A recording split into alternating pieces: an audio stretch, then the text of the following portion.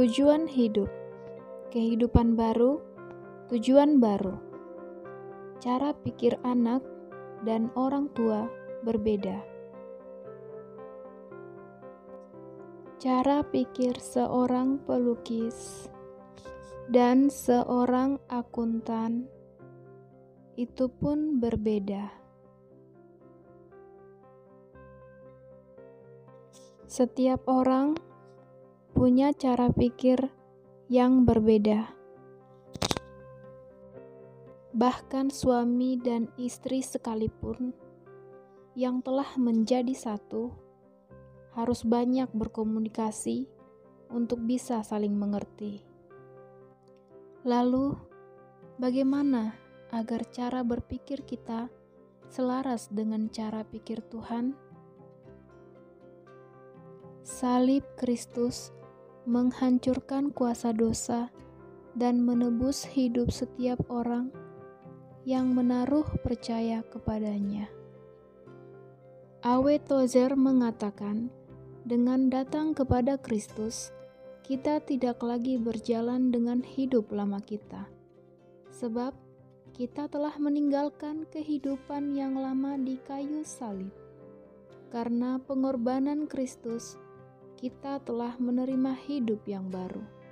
Untuk menjalani hidup yang baru ini, kita perlu cara pikir dan hati yang mengalami pembaruan, yang berasal dari Tuhan.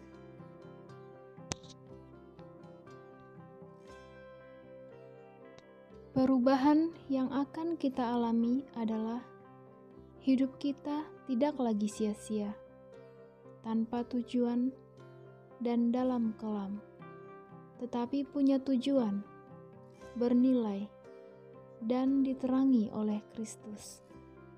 Bahkan pandemi sekalipun tidak bisa mengambil tujuan, nilai, dan terang Kristus dari diri kita ketika kita menempatkan Dia di tahta tertinggi di hidup kita. Mungkin ada yang berpikir, yang saya lakukan ini tidak ada apa-apanya. Atau, dibanding dengan orang lain, saya cuma bertahan hidup saja, tapi jauh dari sukses. Saatnya mengingatkan diri kembali dan berpikir sebagaimana Tuhan berpikir.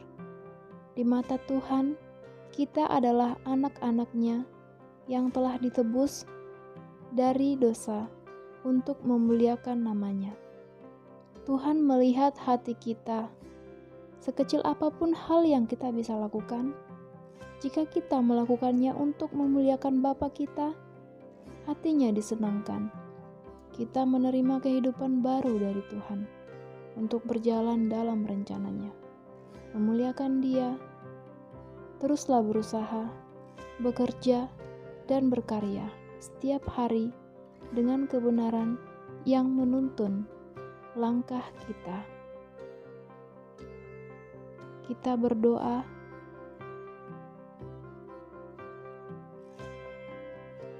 Kita satukan hati, kita berdoa. Bapa di surga, kami bersyukur akan kehidupan baru yang kami bisa nikmati saat ini karena karya Kristus di kayu salib. Kami mau hidup sesuai dengan rancangan-Mu, Tuhan. Ajar kami untuk mengambil langkah yang tepat dan keputusan yang sesuai dengan kehendak-Mu. Hanya nama-Mu yang ditinggikan, Tuhan, di hidupku. Dalam nama Tuhan Yesus. Amin.